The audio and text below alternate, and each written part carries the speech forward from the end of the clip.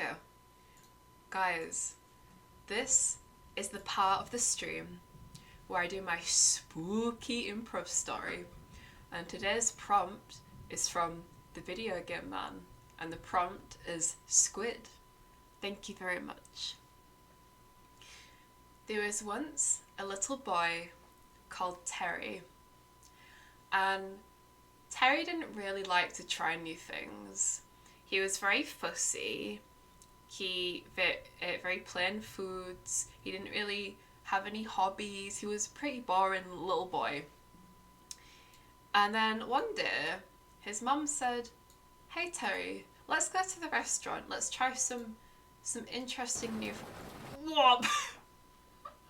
I'm sorry, I tried skipping along the thunder and rain sounds because it was very quiet, and then I just skipped to a part that was too loud. I'm sorry. I'm really sorry. I'm sorry if that deafened y'all. Anyway, and and one day, Terry's mum was like, "Terry, today let's go to a restaurant. I want you to try anything you like, because I want you to try some new foods that might be cool and interesting." Terry said, I don't want to go to no restaurant.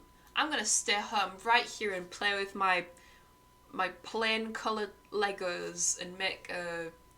What do people make?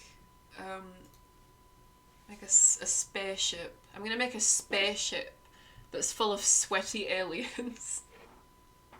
It's a callback to my first story. No, we're going to the restaurant right now, whether you like it or not. Come here. Terry's mum grabbed Terry by the wrist and immediately started walking out of the door in her clippity-cloppity high heels. "But Mum, I'm not even dressed. No one will notice. Now get on your coat." Terry got on his little dude coat and his little dude shoes, and they made their way to the restaurant. Now, when they got to the restaurant and Terry was given the menu, Terry looked down and he could not figure out what he wanted. "Mom, I don't like anything here. Can we go to a different restaurant?" Silence. You'll pick whatever is good on the menu. Now, waiter. I hate when people do that when they click, but this woman is rude. "Waiter." The waiter comes over begrudgingly. "Yes, Mom? What is your special for today?" "Well," the waiter begrudgingly checks his notes, or his little pad, his waiter pad. "Well, today we have fried squid." "Squid?" she said. "Excellent, excellent. Bring me your finest platter of squid." "Very well, Mom." So the waiter made off to the kitchen and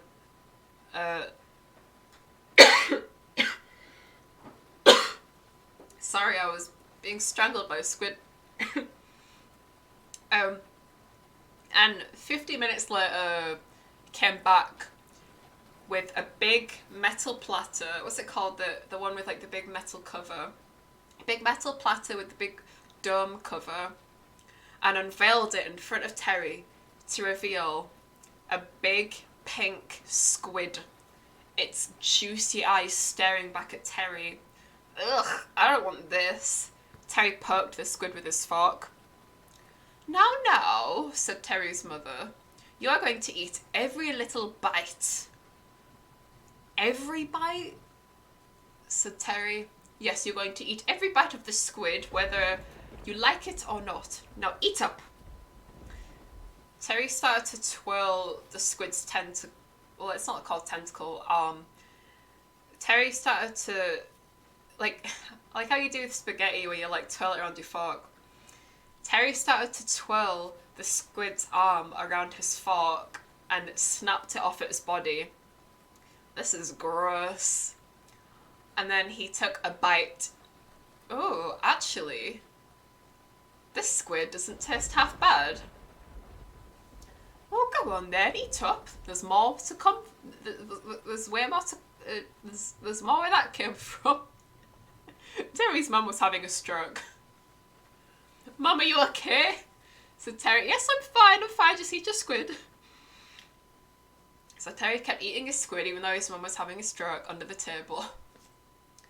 And eventually, all the squid was gone. There was nothing but the eyeballs left. And then all of a sudden, the eyeballs levitated off the plate, gently swaying in midair as if hanging by string. "Terry," said a loud, booming voice, "you ate my physical form of a squid, and now you must pay." "Who is this?" said Terry. "I am God, and I am going to show you justice." In a swoop, Terry's arm started to grow little circles along the length of his arm. Circles that then became suckers. His skin became pink, his eyes started to bulge, his head became long and pointed like that of a squid. What's happening? Terry's lips were becoming a beak, and he couldn't speak. "Mom, what's happening to me?" Until he couldn't speak language anymore. He couldn't speak English language anymore, at least. Terry's mum had unfortunately needed to be taken to the hospital because her stroke was very bad, so she wasn't actually there anymore. But all the people on the opposite tables were looking at Terry absolutely terrified because he was now a giant squid that was slowly growing and growing in size. His arms became bigger, his head became larger until his head pierced the ceiling, made a giant hole in the roof, and he burst out of the restaurant. All the people inside screamed and ran out. "I don't get paid enough for this," said one of the waitresses. She ran away. "Oh, what is going on?" Terry thought in his head. "I don't know what to do, but I do have a craving for people."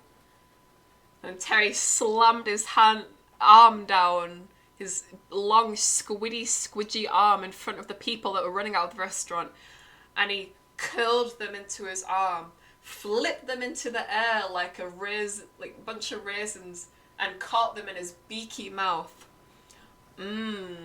Delicious.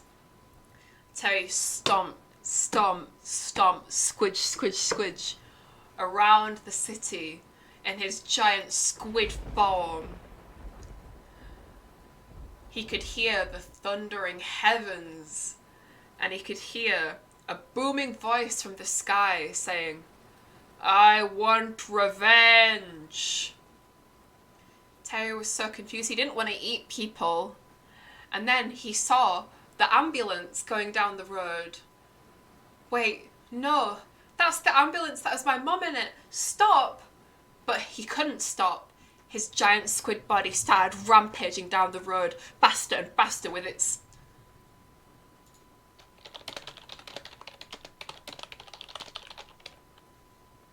10 legs, and eventually caught up to the ambulance, wrapping its long tentacle around it, flipping it in the air and karate chopping it with its long tentacle arm, slicing it in half.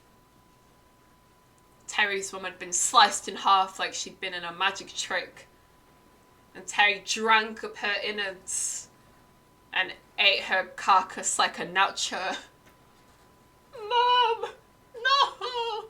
I just ate my own mum!" Terry couldn't take anymore.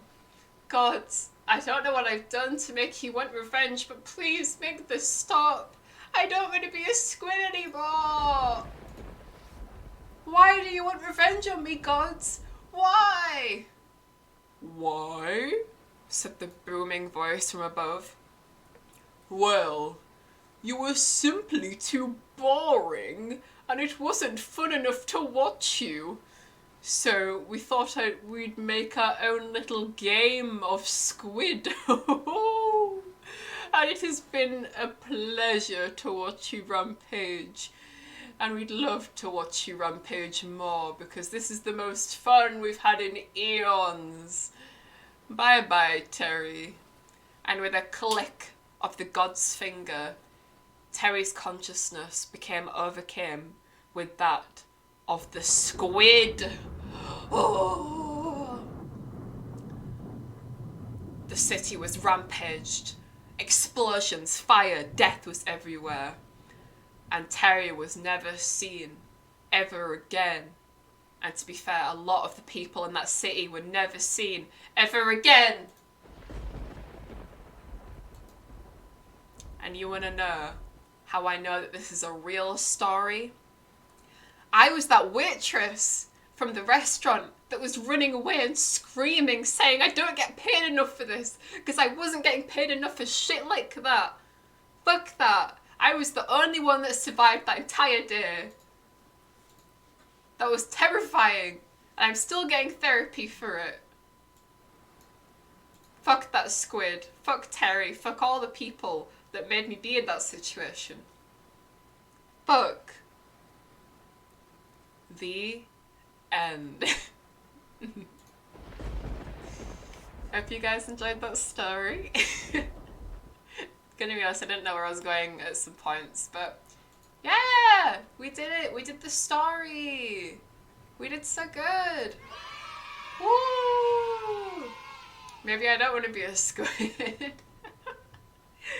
Well, you never know. People probably taste good, you know? I've heard they taste like gammon, I think. Though I am becoming I am like pescatarian now, so like I don't know if I'd be about that, but